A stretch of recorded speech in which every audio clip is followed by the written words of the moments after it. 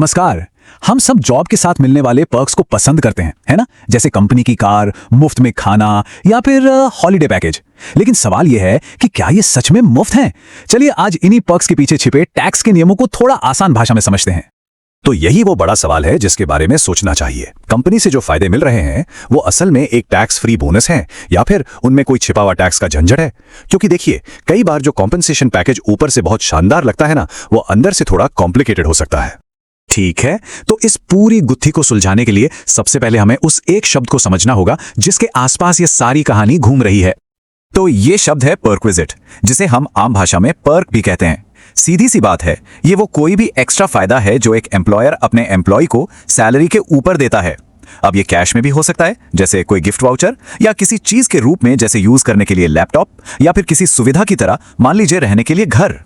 अब देखिए, इस पूरे टॉपिक को समझने का सबसे अच्छा तरीका है कि हम इन सभी पर्क्स को 3 अलग-अलग बकेट्स में डालकर देखें। टैक्स के नियम भी कुछ इसी तरह से काम करते हैं ताकि कोई कंफ्यूजन ना रहे। तो ये हैं वो 3 बकेट्स। बहुत सिंपल है, हर पर्क इनमें से किसी एक में ही फिट होगा। पहली बकेट है सभी के लिए टैक्सेबल, मतलब इस पर तो सबको टैक्स देना ही है, जैसे कि किराया मुक्त घर। दूसरी है शर्तों पर टैक्सेबल, जो सिर्फ कुछ खास तरह के कर्मचारियों पर लागू होती है। और तीसरी सबकी पसंदीदा टैक्स फ्री बकेट, जैसे काम के लिए मिला हुआ लैपटॉप। तो चलिए पहली बकेट में थोड़ा और गहराई से झांकते हैं। ये वो फायदे हैं जिन्हें इनकम टैक्स के नियम हमेशा टैक्सेबल इनकम का हिस्सा मानते हैं। इससे कोई फर्क नहीं पड़ता कि कर्मचारी कौन है या उसकी पोस्ट क्या है। और यहां आता है पहला जादुई नंबर जो हमें याद रखना है, 5,000 रुपए।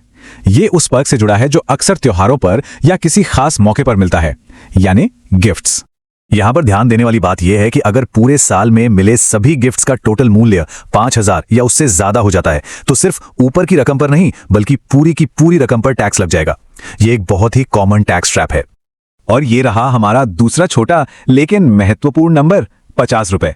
ये उस पर्क से जुड़ा है जिसका मजा बहुत से लोग रोज उठाते हैं, खासकर ऑफिस की कैंटीन में। जी हां, कंपनी की तरफ से मिलने वाला मुफ्त खाना या मील वाउचर सिर्फ 50 रुपए प्रति मील तक ही टैक्स फ्री है। और ये छूट भी सिर्फ वर्किंग आवर्स के दौरान ही मिलती है। अगर खाने की कीमत इससे ज्यादा है तो जो भी एक्स्ट्रा अमाउंट है वो आपकी इनकम में जुड़ जाएगा। इस लिस्ट में और भी कुछ चीजें हैं, जैसे रेंट फ्री घर, किसी पर्सनल क्लब की मेंबरशिप के पैसे, रिटायरमेंट फंड में कंपनी का 7.5 लाख रुपए से ज्यादा का सालाना कंट्रीब्यूशन, और हाँ, ईसॉप्स भी। ये सब हमेशा टैक्सेबल होते हैं। अब आते हैं हमारी दूसरी बकेट पर। यहां के नियम थोड़े अलग हैं। ये सिर्फ एक खास तरह के ग्रुप पर ही लागू होते हैं। इसे हम एक तरह की वीआईपी लिस्ट भी कह सकते हैं।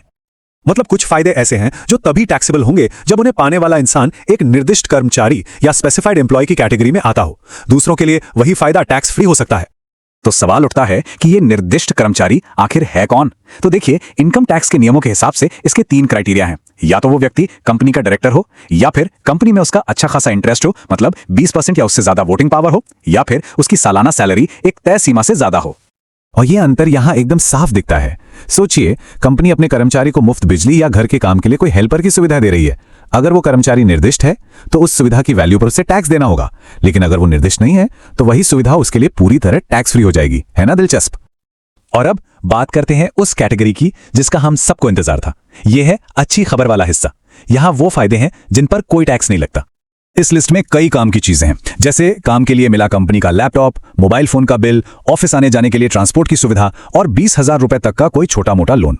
यहां तक कि कंपनी जो हेल्थ इंश्योरेंस का प्रीमियम भरती है और हेल्थ क्लब की सुविधा देती है, वो भी टैक्स फ्री है। बस शर्त यह है कि यह सुविधा सभी कर्मचारियों को एक जैसी मिल रही हो। तो हमने काफी कुछ समझ लिया है। चलिए एक बार फटाफट से सबसे जरूरी बातों को रिवाइंड कर लेते हैं ताकि वो दिमाग में बैठ जाएं। इस पूरी बातचीत से 3 सबसे बड़ी बातें जो याद रखनी है। पहली, कि बहुत सारे पर्क्स असल में इनकम का ही एक हिस्सा हैं। दूसरी, कि इन पर्क्स को हमेशा उन 3 बकेट्स में रखकर देखें। क्या ये सबके लिए टैक्सेबल है, कुछ के लिए टैक्सेबल है, या फिर टैक्स फ्री है। और तीसरी, वो छोटी छोटी लिमिट्स जैसे गिफ्ट्स के लिए 5,000 और खाने के लिए 50 रुपए, ये बहुत मायने रखती हैं।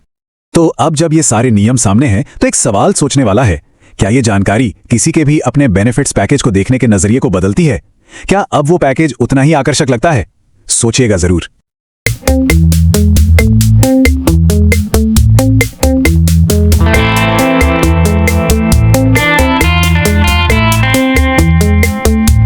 नमस्कार और स्वागत है इस खास चर्चा में। अक्सर जब हम नौकरी की बात करते हैं तो सारा ध्यान सैलरी के आंकड़ों पर ही रहता है ना? हाँ बिल्कुल, सीटीसी की बात होती है ज्यादातर। लेकिन पैकेज में सैलरी के अलावा भी बहुत कुछ होता है, जैसे कंपनी की गाड़ी मिल गई या ऑफिस में ही बढ़िया लंच मिल जाता है, हेल्थ कवर। सही कहा, ये सब भी वैल्यू तो ऐड करते ही हैं। पर सवाल ये है कि क्या ये सब वाकई में मुफ्त है? मतलब क्या इन पर कोई लागत नहीं आती? शायद आती है, टैक्स के रूप में। बिल्कुल, इनमें से कई चीजों पर टैक्स का हिसाब किताब भी जुड़ा होता है। तो आज हम इसी दुनिया में जरा गहराई से उतर रहे हैं। इसे कहते हैं अनुलाभ या अंग्रेजी में पर्क्विजिट्स। हाँ, पर्क्विजिट्स। आसान भाषा में कहें तो हमारे स्रोत बताते हैं कि अनुलाभ यानी नियोक्ता मतलब एम्प्लॉयर की तरफ से कर्मचारी को मिलने वाला कोई भी फायदा या सुविधा जो सैलरी के ऊपर हो। हाँ, सैलरी के ऊपर, और वो उसके पर्सनल इस्तेमाल या फायदे के लिए हो। ये कैश भी हो सकता है, कोई चीज भी, या कोई ऐसी सुविधा जिसका सीधा सीधा मोल पैसे में न लगाया जा सके। सही, जैसे घर की सुविधा हो गई। बिल्कुल। और हमारे पास इस विषय पर कई तरह के स्रोत हैं। इनकम टैक्स विभाग के नियम हैं, पॉलिसी ब्रीफिंग्स हैं, कुछ रिपोर्ट्स और गाइड्स भी हैं। जी। ये सभी भारत में अनुलाभों की बनावट, उनके अलग अलग प्रकार और सबसे जरूरी उन पर लगने वाले टैक्स के बारे में काफी विस्तार से बताते हैं। हाँ, नियमों का जाल तो है इसमें। तो आज हमारा मिशन यही है कि इन फायदों पर लगने वाले टैक्स के इस जाल को थोड़ा सुलझाया जाए। कौन से लाभ हमारी टैक्सेबल इनकम में जुड़ते हैं, कौन से पूरी तरह टैक्स से बच जाते हैं, और ये जानकारी अपनी फाइनेंशियल प्लानिंग के लिए कितनी जरूरी है। हाँ बिल्कुल। चलिए इसे परत दर परत खोलते हैं। शुरू करते हैं। सबसे पहले स्रोत ये साफ करते हैं कि टैक्स के नजरिए से इन अनुलाभों को मोटे तौर पर 3 हिस्सों में बांटा गया है। हाँ, 3 श्रेणियां हैं। पहली, वो लाभ जो सभी कर्मचारियों के लिए टैक्सेबल है, कोई फर्क नहीं पड़ता कि पद क्या है या सैलरी कितनी है। दूसरी श्रेणी है वो लाभ जो सिर्फ विशिष्ट कर्मचारियों के लिए टैक्सेबल है। इस पर हम बात करेंगे कि ये कौन होते हैं। हाँ, ये स्पेसिफाइड एम्प्लॉय वाला क्लॉज। और तीसरी, जो शायद सबको पसंद आएगी, वो लाभ जो पूरी तरह टैक्स फ्री है, राहत वाली श्रेणी। बिल्कुल। और देखिए, ये बंटवारा, ये क्लासिफिकेशन बहुत ही अहम है, क्योंकि इसी से तय होता है कि किसी कर्मचारी की कुल टैक्स देनदारी कितनी बनेगी। सही। और साथ ही कंपनी को कितना टैक्स काटना है, मतलब टीडीएस। हाँ, वो भी इसी पर निर्भर करेगा। बिल्कुल। और एक और बुनियादी बात जो स्रोतों में साफ है, किसी लाभ को अनुलाभ मानकर टैक्स लगाने के लिए ये जरूरी है कि वो नियोक्ता ने मतलब एम्प्लॉयर ने नौकरी के दौरान दिया हो। अच्छा। अगर कोई और ये लाभ दे, मान लीजिए कोई वेंडर दे सीधे, तो वो अनुलाभ नहीं माना जाएगा। वो फिर अन्य स्रोतों से आए यानी इनकम फ्रॉम अदर सोर्सेज में चला जाता है, और उसके नियम अलग हैं। ये तो एक महत्वपूर्ण अंतर है। जी। तो शुरू करते हैं पहली और सबसे आम श्रेणी से, वो अनुलाभ जो सभी कर्मचारियों के लिए टैक्सेबल हैं। हाँ, ये सबसे कॉमन है। इसमें कई चीजें आती हैं, जैसे मान लीजिए कंपनी ने रहने के लिए किराया मुक्त घर दे दिया या बाजार से कम किराए पर दिया। हाँ, तो उस सुविधा का एक तयशुदा मूल्य निकाला जाता है नियमों के हिसाब से, और वो वैल्यू कर्मचारी की टैक्सेबल इनकम में जोड़ दी जाती है। ये वैल्यू कैसे तय होती है? इसके नियम है, मतलब घर सरकारी है या निजी, कंपनी का अपना है या किराए का, किस शहर में है, शहर की आबादी कितनी है, कर्मचारी की सैलरी क्या है, इन सब बातों पर निर्भर करता है। अच्छा। मूल सिद्धांत यह है कि कर्मचारी को एक आर्थिक फायदा मिल रहा है जिसका मूल्यांकन करके टैक्स लिया जा रहा है। और अगर कंपनी कर्मचारी का कोई निजी बिल भर दे, जैसे मान लीजिए कर्मचारी के घर के नौकर की सैलरी कंपनी ने दे दी, वो भी सीधा सीधा टैक्सेबल अनुलाभ है, क्योंकि वो कर्मचारी का पर्सनल खर्चा था जो कंपनी ने उठा लिया। ठीक है। इसी तरह अगर कंपनी कम ब्याज दर या बिना ब्याज के लोन देती है, मान लीजिए 2% पर लोन दे दिया जबकि बाहर 8% चल रहा है, हाँ, तो जो स्टेट बैंक ऑफ इंडिया की उस तरह के लोन के लिए तय ब्याज दर होती है और कर्मचारी जो ब्याज दे रहा है उसके बीच का जो अंतर है, मतलब जो ब्याज कर्मचारी ने बचाया, अच्छा, वो बचत। हाँ, वो ब्याज की बचत टैक्सेबल अनुलाभ मानी जाएगी। यहाँ एक नियम है जो अक्सर लोगों को पता नहीं होता या चौंका देता है, उपहार यानी गिफ्ट्स का। क्या ये हमेशा टैक्स फ्री होते हैं? नहीं, यहीं पर एक पेंच है। जैसा आपने कहा, स्रोत साफ बताते हैं कि अगर एक फाइनेंशियल ईयर में, मतलब अप्रैल से मार्च तक, कंपनी से मिले सभी उपहारों, वाउचर्स या टोकन्स का कुल मिलाकर एग्रीगेट वैल्यू अगर 5,000 या उससे ज्यादा हो जाती है तो पूरी रकम टैक्सेबल हो जाती है। पूरी? सिर्फ 5,000 के ऊपर वाला हिस्सा नहीं? नहीं, पूरी की पूरी रकम। मान लीजिए 6,000 के गिफ्ट्स मिले साल में, तो पूरे के 6,000 टैक्सेबल हो जाएंगे। अरे! हाँ, अगर ये कुल मिलाकर 5,000 से कम रहता है, मान लीजिए 4,900 रुपए, तभी ये टैक्स फ्री है। ये तो बहुत ध्यान रखने वाली बात है। कुल शब्द यहाँ बहुत महत्वपूर्ण है। बिल्कुल, किसी एक गिफ्ट का नहीं, साल भर के सभी गिफ्ट्स का टोटल देखना है। एक और चीज जो आजकल बहुत चर्चा में रहती है, ESOPs, employee stock option plans. इसमें टैक्स का क्या हिसाब है? ESOPs में जब कर्मचारी को रियायती दर पर, मतलब डिस्काउंट पर, या मुफ्त में कंपनी के शेयर खरीदने का मौका मिलता है, हाँ। और वो उस मौके का इस्तेमाल करता है, यानी ऑप्शन एक्सरसाइज करता है, तो जिस दिन उसने ऑप्शन एक्सरसाइज किया उस दिन शेयर के बाजार मूल्य, फेयर मार्केट वैल्यू, और कर्मचारी ने जो कीमत चुकाई, उसके बीच का जो फर्क है, हाँ, वो जो अंतर है वो टैक्सेबल अनुलाभ माना जाता है, उसे सैलरी इनकम में जोड़ा जाता है। और स्वेट इक्विटी शेयर्स का भी यही होता है? हाँ, स्वेट इक्विटी शेयर्स पर भी यही नियम लागू होता है। हालांकि यहाँ एक खास बात है, योग्य स्टार्टअप्स के लिए अच्छा, क्या है वो? उनके कर्मचारियों के लिए ESOPs पर टैक्स देने को कुछ समय के लिए टाला जा सकता है। मतलब टैक्स देना तो है, पर तुरंत नहीं। कब देना होता है फिर? टैक्स तब काटा जाता है जब 3 घटनाओं में से कोई एक पहले हो जाए।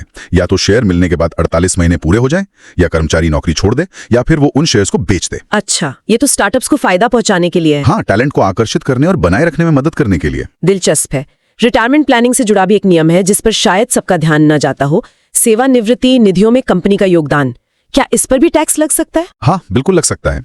अगर कंपनी का superannuation fund, NPS National Pension System और मान्यता प्राप्त प्रोविडेंट फंड में मिलाकर, तीनों में मिलाकर एक साल में कुल योगदान 7.5 लाख रुपए से ज्यादा है। 7.5 लाख से ज्यादा? जी, तो उस अतिरिक्त रकम पर कर्मचारी को टैक्स देना होगा। मान लीजिए कंपनी ने 8 लाख डाले तो 50,000 टैक्सेबल हो जाएंगे। और बस इतना ही? नहीं, एक और बात है। इस अतिरिक्त योगदान पर यानी उस 50,000 पर जो भी सालाना ब्याज या डिविडेंड या कोई और कमाई होगी, वो कमाई भी टैक्सेबल होगी। अच्छा, ये तो डबल मार हो गई। हाँ, ये नियम कुछ साल पहले ही आया है और इसका असर खासकर ज्यादा सैलरी वाले कर्मचारियों पर पड़ता है। समझ गई। अच्छा, और ऑफिस में मिलने वाले मुफ्त खाने का क्या? जैसे लंच कूपन्स मिलते हैं या कैंटीन में खाना होता है? देखिए, ऑफिस टाइम में मिलने वाली चाय, कॉफी या हल्के फुल्के स्नैक्स वो तो टैक्स फ्री हैं। ठीक है, 50 रुपए। हाँ, प्रति मील। अगर खाने की लागत मान लीजिए 80 रुपए है तो 30 रुपए टैक्सेबल इनकम में जुड़ जाएंगे रोज के? हाँ, जितने दिन खाना मिला। और ये छूट भी कुछ शर्तों के साथ है, जैसे खाना काम के घंटों के दौरान मिलना चाहिए, ऑफिस परिसर में हो, या फिर नॉन ट्रांसफरेबल मील वाउचर के जरिए दिया गया हो। तो ये कुछ मुख्य उदाहरण थे जो लगभग सभी कर्मचारियों पर लागू होते हैं। जी हाँ, इनके अलावा भी कुछ और हैं, जैसे क्लब की मेंबरशिप फीस अगर कंपनी भरती है, या निजी इस्तेमाल के लिए क्रेडिट कार्ड का खर्च कंपनी देती है, या कंपनी की कोई चल संपत्ति, लैपटॉप, मोबाइल छोड़कर अगर कर्मचारी निजी काम के लिए इस्तेमाल करता है तो वो भी इसी श्रेणी में आते हैं। ठीक है, तो ये वो लाभ थे जिन पर लगभग सभी को टैक्स देना पड़ सकता है, कुछ शर्तों के साथ। अब आते हैं दूसरी श्रेणी पर, वो अनुलाभ जो केवल विशिष्ट कर्मचारियों के लिए टैक्सेबल है। पहले ये समझना जरूरी है कि ये विशिष्ट कर्मचारी आखिर है कौन। हाँ, ये स्पेसिफाइड एम्प्लॉय की परिभाषा समझना जरूरी है। स्रोत के मुताबिक इसमें 3 तरह के लोग आते हैं। कौन कौन? पहला, कोई भी व्यक्ति जो कंपनी का डायरेक्टर है। ठीक है, डायरेक्टर। दूसरा, वो कर्मचारी जिसका कंपनी में पर्याप्त हित है, यानी सब्सटैंशियल इंटरेस्ट है। इसका मतलब है कि उसके पास कंपनी के कम से कम 20% वोटिंग शेयर्स हैं। 20% या उससे ज्यादा? ओके। और तीसरा, वो कर्मचारी जिसकी मॉनेटरी सैलरी, मतलब कुछ खास कटौतियों और नॉन मॉनेटरी लाभों को हटाने के बाद एक निर्धारित सीमा से ज्यादा हो। और वो सीमा क्या है? फिलहाल ये सीमा 50,000 रुपए प्रति वर्ष है। हालांकि ये सीमा काफी पुरानी है और आज के हिसाब से बहुत कम लगती है, पर नियम यही है। 50,000 प्रति वर्ष? ये तो काफी कम है। हाँ, है तो बेसिकली ज्यादातर सैलरी वाले कर्मचारी इस तीसरी कैटेगरी में आ ही जाते हैं। अच्छा, तो इन विशिष्ट कर्मचारियों के लिए कौन से लाभ टैक्सेबल हो जाते हैं जो दूसरों के लिए नहीं होते? इसका तर्क क्या है? तर्क शायद ये है कि ऐसे कर्मचारियों का कंपनी पर ज्यादा प्रभाव होता है या उन्हें ज्यादा मूल्य के लाभ मिलते होंगे। पर सबसे महत्वपूर्ण बात यह है कि जो कर्मचारी इन 3 श्रेणियों में नहीं आते, उनके लिए यही लाभ पूरी तरह टैक्स फ्री हैं। अच्छा, तो ये बहुत बड़ा अंतर हो गया। हाँ, बहुत बड़ा। उदाहरण देखिए, जैसे गैस, बिजली या पानी की सुविधा अगर कंपनी मुफ्त या रियायती दर पर देती है, मुफ्त या रियायती घरेलू नौकर जैसे माली, चौकीदार, स्वीपर, इनकी सुविधा। बच्चों के लिए मुफ्त या रियायती शिक्षा सुविधा। इसमें एक नियम है कि अगर ये सुविधा कंपनी के अपने चलाए जा रहे स्कूल या संस्थान में दी जाती है तो प्रति बच्चा 1,000 रुपए प्रति माह तक की लागत टैक्स फ्री है। उसके ऊपर की जो लागत है वो विशिष्ट कर्मचारी के लिए टैक्सेबल है। 1,000 रुपए प्रति बच्चा प्रति माह तक छूट। हाँ, और अगर किसी बाहरी स्कूल में पढ़ाया जा रहा है और कंपनी फीस भर रही है तो वो पूरी रकम विशिष्ट कर्मचारी के लिए टैक्सेबल होगी, अगर वो प्रति बच्चा 1,000 रुपए माह से ज्यादा है तो। और एक और महत्वपूर्ण चीज, कंपनी की कार का निजी इस्तेमाल। हाँ, ये एक बड़ा अनुलाभ है। अगर कार कंपनी की है या कंपनी ने किराए पर ली है और उसके सारे खर्चे ड्राइवर समेत या बिना ड्राइवर के भी कंपनी उठा रही है और कर्मचारी उसे निजी कामों के लिए भी इस्तेमाल कर रहा है, जैसे वीकेंड पे घूमने गया, हाँ, तो इस सुविधा का एक तयशुदा मूल्य हर महीने विशिष्ट कर्मचारी की टैक्सेबल इनकम में जोड़ा जाता है। ये मूल्य कैसे तय होता है? ये इस पर निर्भर करता है कि कार छोटी है, 1.6 लीटर इंजन क्षमता तक, या बड़ी, ड्राइवर मिलाए या नहीं। इसके लिए फिक्स राशियां तय हैं। लेकिन ये सिर्फ विशिष्ट कर्मचारियों के लिए ही टैक्सेबल है? जी हाँ, अगर कोई कर्मचारी विशिष्ट नहीं है तो उसके लिए यही कार सुविधा निजी इस्तेमाल वाली भी टैक्स फ्री हो सकती है। यहीं पर यह वर्गीकरण बहुत बड़ा फर्क डालता है। समझ गए। तो ये जानना वाकई बेहद जरूरी है कि कोई व्यक्ति विशिष्ट कर्मचारी की परिभाषा में आता है या नहीं। चलिए अब थोड़ी राहत की बात करते हैं। तीसरी श्रेणी यानी कर मुक्त अनुलाभ। हाँ, ये है अच्छी खबर वाली लिस्ट। ये वो छिपे हुए रत्न हैं जिन पर कोई टैक्स नहीं लगता। बिल्कुल, और ये लिस्ट भी काफी लंबी और महत्वपूर्ण है। ये अक्सर वो लाभ होते हैं जो या तो काम करने के लिए जरूरी माने जाते हैं, जैसे लैपटॉप। हाँ, जैसे काम के लिए दिए गए उपकरण। नियोक्ता द्वारा दिया गया लैपटॉप या कंप्यूटर इस्तेमाल के लिए ये टैक्स फ्री है। यहां तक कि घर से काम करने के लिए अगर कंपनी कोई फर्नीचर वगैरह देती है तो उसका इस्तेमाल भी टैक्स फ्री है। और फोन, मोबाइल बिल। टेलीफोन या मोबाइल फोन की सुविधा जिसमें बिल का भुगतान भी शामिल है, वो भी टैक्स फ्री है। अच्छी कंपनियां कैब या बस लगाती हैं। अगर कंपनी घर से ऑफिस और ऑफिस से घर आने जाने कम्यूटिंग के लिए कोई वाहन सुविधा दे रही है तो वो पूरी तरह टैक्स फ्री है, सभी कर्मचारियों के लिए। अच्छा, ये सबके लिए है? हाँ, ये सबके लिए टैक्स फ्री है। ये उस नियम से अलग है जहाँ कार का निजी इस्तेमाल सिर्फ विशिष्ट कर्मचारियों के लिए टैक्सेबल था। और अगर कार सिर्फ ऑफिस के काम के लिए इस्तेमाल होती है? अगर कार सिर्फ और सिर्फ ऑफिशियल काम के लिए इस्तेमाल होती है तो वो भी पूरी तरह टैक्स फ्री है, लेकिन इसके लिए शर्त है कि कंपनी को बकायदा पूरी लॉग बुक रखनी होगी जिसमें हर ऑफिशियल यात्रा का विवरण हो। रिकॉर्ड रखना जरूरी है। हाँ, सबूत के तौर पर। स्वास्थ्य से जुड़े लाभों का क्या, जैसे हेल्थ इंश्योरेंस? चिकित्सा सुविधाओं में काफी कुछ टैक्स फ्री है। जैसे अगर कंपनी के अपने अस्पताल में इलाज होता है या सरकारी अस्पताल में या सरकार द्वारा अनुमोदित किसी अस्पताल में कुछ खास गंभीर बीमारियों के लिए इलाज होता है तो उसका खर्च टैक्स फ्री है। और ग्रुप इंश्योरेंस? कंपनी द्वारा दिया गया ग्रुप मेडिकल इंश्योरेंस का प्रीमियम पूरी तरह टैक्स फ्री है। और अगर मैंने खुद कोई पॉलिसी ली हो और कंपनी प्रीमियम भर दे? हाँ, अगर नियोक्ता कर्मचारी के हेल्थ इंश्योरेंस का प्रीमियम भरता है या फिर कर्मचारी खुद प्रीमियम भरकर कंपनी से उसका पैसा वापस लेता है, रीइंबर्समेंट, तो वो भी टैक्स फ्री है। ये तो बढ़िया है। विदेश में इलाज के लिए भी कुछ छूट है? हाँ, विदेश में मेडिकल ट्रीटमेंट और वहां रहने का खर्च आरबीआई द्वारा तय सीमा तक टैक्स फ्री है। यात्रा खर्च पर भी छूट मिलती है, लेकिन वो छूट कर्मचारी की कुल आय, ग्रॉस टोटल इनकम पर निर्भर करती है। अगर आय एक सीमा से कम है तभी यात्रा खर्च पर छूट मिलती है। इसी से जुड़ा एक सवाल है पर्सनल एक्सीडेंट पॉलिसी पर। कई कंपनियां ये भी देती हैं, क्या इसका प्रीमियम भरना भी टैक्स फ्री है? यहाँ एक बहुत ही बारीक लेकिन महत्वपूर्ण अंतर है जो हमारे स्रोत बताते हैं। क्या है वो? अगर कंपनी सीधे इंश्योरेंस कंपनी को प्रीमियम का भुगतान करती है कर्मचारी की पॉलिसी के लिए तो ये कर्मचारी के लिए टैक्स फ्री अनुलाभ है। ठीक है, डायरेक्ट पेमेंट। लेकिन अगर कर्मचारी पहले अपनी जेब से प्रीमियम भरता है और फिर कंपनी से उस खर्चे का रीइंबर्समेंट लेता है, हाँ, मतलब बिल जमा करके पैसे लेता तो रीइंबर्समेंट टैक्सेबल हो जाता है। है? ऐसा क्यों? ये नेम की बारीकी है, सुनने में अजीब लग सकता है पर है यही। भुगतान का तरीका, टैक्स ट्रीटमेंट बदल रहे हैं यहाँ। ये तो वाकई ध्यान देने वाली बात है। मतलब कंपनी को सीधे पॉलिसी खरीदनी चाहिए। हाँ, अगर टैक्स बचाना है तो। अच्छा, और खाने पीने की चीजों पर टैक्स छूट की सीमा हमने 50 रुपए प्रति मील देखी थी, क्या इसमें कोई और छूट भी है? हाँ, एक खास परिस्थिति में, जैसा हमने पहले बात की, ऑफिस टाइम में चाय पानी स्नैक्स टैक्स फ्री हैं और भोजन 50 रुपए प्रति मील तक। लेकिन अगर कोई कर्मचारी किसी दूर दराज के इलाके, रिमोट एरिया में काम करता है। रिमोट एरिया मतलब ऐसी जगह जो किसी ऐसे शहर जिसकी आबादी 20,000 से कम हो, उससे कम 40 किलोमीटर दूर हो, या फिर कोई ऑफशोर साइट हो जैसे समुद्र में तेल का प्लेटफॉर्म। अच्छा, बहुत दूर की जगह। हाँ, तो ऐसी जगहों पर अगर कंपनी मुफ्त भोजन या नॉन अल्कोहलिक पेय पदार्थ देती है तो वो पूरी तरह टैक्स फ्री है, चाहे उसकी कीमत कितनी भी क्यों ना हो। इसकी वजह शायद यह है कि ऐसी जगहों पर कर्मचारी के पास बाहर जाकर खाने के विकल्प नहीं होते या बहुत सीमित होते हैं। समझ गई। छोटे लोन के बारे में भी कुछ छूट थी शायद। हाँ, अगर कंपनी ब्याज मुक्त या रियायती दर पर लोन देती है और ऐसे सभी लोनों की कुल मिलाकर बकाया रकम साल के दौरान किसी भी समय 20,000 से ज्यादा नहीं होती। कुल मिला के 20,000 तक? हाँ, सभी छोटे मोटे लोन मिलाकर अगर 20,000 तक का कुल अमाउंट है तो उस पर मिलने वाला ब्याज का फायदा टैक्स फ्री है। ठीक है। इसके अलावा अगर कोई लोन कुछ खास बीमारियों के इलाज के लिए दिया गया है, जैसे कैंसर, टीबी वगैरह जो नियम में बताई गई हैं, तो उस लोन पर भी ब्याज का फायदा टैक्स फ्री है। अच्छा, लेकिन इसमें भी एक पेच है। अगर उस इलाज का खर्च बाद में किसी मेडिकल इंश्योरेंस पॉलिसी से मिल जाता है, मतलब रिएम्बर्स हो जाता है, हाँ, तो जितनी रकम का बीमा मिला उतने लोन अमाउंट पर जो ब्याज का फायदा मिला था वो टैक्सेबल हो जाएगा। बाप रे, ये तो काफी जटिल है। हाँ, नियम थोड़े पेचीदा तो हैं। और क्या हैं जो टैक्स फ्री की लिस्ट में आते हैं? कुछ और जानी मानी चीजें हैं, जैसे LTA यानी लीव ट्रैवल अलाउंस या LTC। इसमें 4 कैलेंडर साल के ब्लॉक में भारत के अंदर परिवार के साथ की गई 2 यात्राओं का जो वास्तविक किराया खर्च होता है उस पर टैक्स छूट मिल सकती है। इसकी शर्तें भी होती हैं कुछ? हाँ, इसमें कई शर्तें हैं कि किस तरह की यात्रा हो, कौन से खर्चे कवर होंगे, परिवार में कौन कौन शामिल होगा और बिल वगैरह जमा करने होते हैं। ठीक है, और क्लब वगैरह की membership? Health club, sports club या इसी तरह की सुविधाएं अगर कंपनी सभी कर्मचारियों को समान रूप से देती है बिना किसी भेदभाव के, तो वो टैक्स फ्री हैं। समान रूप से देना जरूरी है? हाँ, ये जरूरी है। अगर सिर्फ कुछ चुनिंदा लोगों को मिलती है तो टैक्सेबल हो सकती है।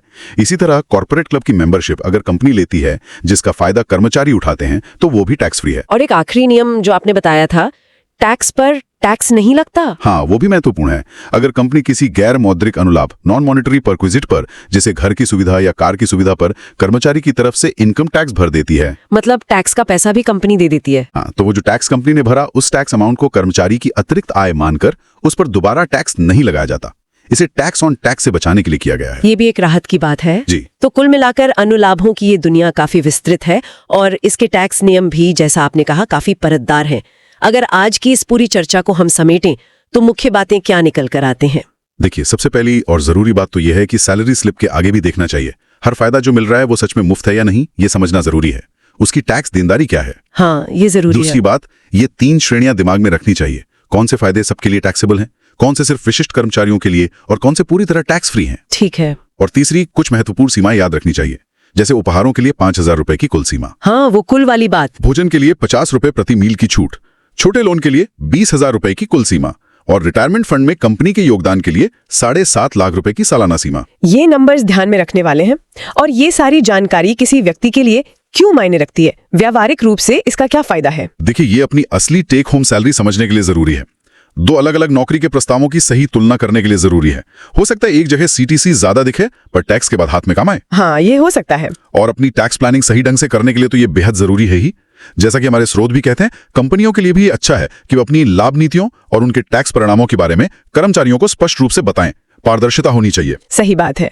हमारी बातचीत से एक दिलचस्प पैटर्न भी उभर कर आया, खासकर वो पर्सनल एक्सीडेंट पॉलिसी वाले उदाहरण से। हाँ। कि लाभ कैसे दिया जा रहा है, मतलब कंपनी सीधे पेमेंट कर रही है या कर्मचारी पहले खर्च करके बाद में रीइंबर्समेंट ले रहा है। इससे उसका टैक्स ट्रीटमेंट बदल सकता है। बिल्कुल, और यही हमें आज के अंतिम विचार के लिए एक बहुत अच्छा बिंदु देता है। क्या? ये सोचने वाली बात है, क्या लाभ प्रदान करने का तरीका, मतलब मेथड ऑफ डिलीवरी, उसके वास्तविक मूल्य को या कम से कम कर्मचारी द्वारा उसकी मानी गई कीमत या धारणा को बदल सकता है? मतलब भविष्य में जब कोई अपने सैलरी पैकेज या मिलने वाले फायदों को देखे तो क्या ये छोटी छोटी बातें कि सुविधा सीधे मिल रही है या मुझे पहले जेब से खर्च करके फिर वापस लेना होगा, क्या ये उनके फैसले को प्रभावित कर सकती हैं? भले ही कागज पर दोनों तरीकों से मिलने वाले लाभ का मॉनेटरी मूल्य बिल्कुल एक जैसा क्यों ना दिखे। ये तो सोचने वाली बात है। शायद सुविधा ज्यादा मायने रखती हो। हाँ, इस पर विचार किया जा सकता है।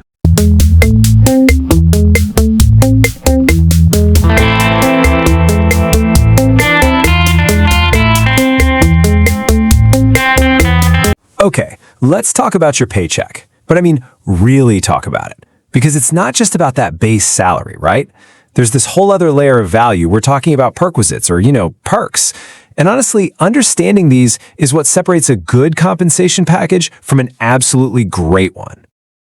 So, let me ask you this. When you think about your salary, is it just that number that hits your bank account every month? Or are you seeing the whole picture? I mean, what about the company car, the free lunch, that laptop you're probably using right now? All of that stuff has real value, and getting a handle on it is, well, it's absolutely key. Okay, so what is the official definition? Well, a perquisite is basically any extra benefit your employer gives you for your personal use. It could be something physical like a phone or a service like a driver. The main thing to remember here is that the tax department sees this as part of your compensation, and yeah, they have some very specific rules about it. All right, so to make this super easy to follow, we've broken it all down into 5 simple sections. We're going to start with a really cool framework I call the 3 tax buckets. Then we'll dive into what's taxable for everybody, a special rule for certain employees, and then the best part, the tax-free perks. And finally, we'll pull it all together at the end. So to really get how perks are taxed, let's just use a super simple metaphor. 3 buckets. That's it. Every single benefit your employer gives you, no matter what it is going to fit neatly into one of these 3 buckets. It's a really, really helpful way to wrap your head around it. And here they are, our 3 buckets. Bucket number 1 is for perks that are always taxable. Doesn't matter who you are. The second one, it's a little more specific. It only applies to certain employees. And the third one, which I'm guessing is everyone's favorite, is for the perks that are completely tax-free. So, you ready? Let's dive into bucket number 1. Okay, this first bucket, it's probably the biggest one. These are the benefits that, right off the bat, are considered part of your taxable income. So let's take a look at some of the most common examples, things you might even see in your own package. Wow, look at that list. You can see just how wide the range is here. We're talking about big things like rent-free housing, stock options, even using a company car for personal trips. But a couple of these have some very specific rules that are really worth a closer look, especially the ones most of us deal with, like gifts and meals. I mean, who doesn't love getting a gift, right? Whether it's for a festival or a work anniversary, it's always nice. But when it's from your employer, well, you've got to know the rule. Okay, so what's really interesting here is the number. You can get gifts up to 5,000 rupees in a financial year completely tax-free. But, and this is a big but, here's the catch. If that gift is worth, say, 5,001 rupees, the entire amount is taxable. Not just the extra rupee, the whole thing. It's a classic all-or-nothing rule, just to make a super clear line in the sand. All right, let's move on to something else a lot of us enjoy, those employer-provided meals. That free office lunch can't possibly be taxed, right? Well, not so fast. So here's how it works. The first 50 rupees of every meal is tax-exempt. So, if your company lunch costs, let's say, 80 rupees, then that extra 30 rupees gets added to your taxable income for every one of those meals. But hey, there's good news. All the tea, coffee, and little snacks you have during office hours, totally 100% tax-free. Phew! Okay, moving on to our second bucket. Now this one's a little trickier, a bit more nuanced. We're talking about perks that are actually tax-free for most people unless you fall into a special category called a specified employee. And this is the big question you need to ask yourself right now. Are you a specified employee? Because honestly, the stuff we're about to talk about might not even apply to you. So let's figure out what the criteria are. You're considered a specified employee if you meet any one of these conditions. So first, if you're a director of the company. Simple enough. Second, if you have a pretty big ownership stake in the company. Or third, if your salary is over 50,000 rupees a year after a few deductions. If any of those sound like you, then you really need to pay attention to these next rules. Now here's why it's so important. For most people, if the company pays for, say, a gardener or your utility bills, that's not a taxable perk. But if you're a specified employee, the value of those exact same services gets added right onto your income. It kind of makes sense, right? The idea is to make sure that the really high-value benefits that often go with senior-level jobs are properly taxed. All right, enough of the tricky stuff. Let's get to everyone's favorite category, the third bucket. Yep, it's time for the really good news. These are the perks you get to enjoy with zero extra tax. This is where you find some of the absolute best hidden value in your entire package. Just look at this list. The company laptop, your mobile plan, access to a gym, even small loans up to 20,000 rupees. These are all amazing benefits that don't add a single paisa to your tax bill. Let's just pull out a couple of the most common ones. Yep, you heard that right. Using a company-owned laptop or computer, even if you use it for some personal stuff, totally tax-free. And in today's work-from-anywhere world, that is a huge, huge benefit. And here's another fantastic one. Your employer pays your mobile phone bill, also tax-free. It's such a simple, common perk, but think about it. It saves you real money every single month with zero tax headache. Okay, so we've walked through all three buckets and looked at some really key examples. Now let's just pull everything together with a quick summary to make sure it all sticks. This is a perfect little recap of the whole framework. Bucket 1, taxable for everyone. Think of that gift over 5,000 rupees. Bucket 2, taxable only for specified employees, like having a free gardener. And bucket 3, tax-free for all, like using the company laptop. See? 3 buckets, 3 simple rules to remember. So, what's the big takeaway here? It's that this isn't just about taxes. Not at all. When you truly understand the full value of your entire compensation package, you can plan your finances so much better. And maybe even more importantly, you can walk into your next salary negotiation knowing exactly what's on the table. Not just the cash part, but the whole shebang. And that leaves us with one final thought for you. Go take a look at your own pay slip, your own benefits list. Now that you know how to decode it, what perks are you actually enjoying? What's the hidden value that you just uncovered in your total compensation package? Really think about it.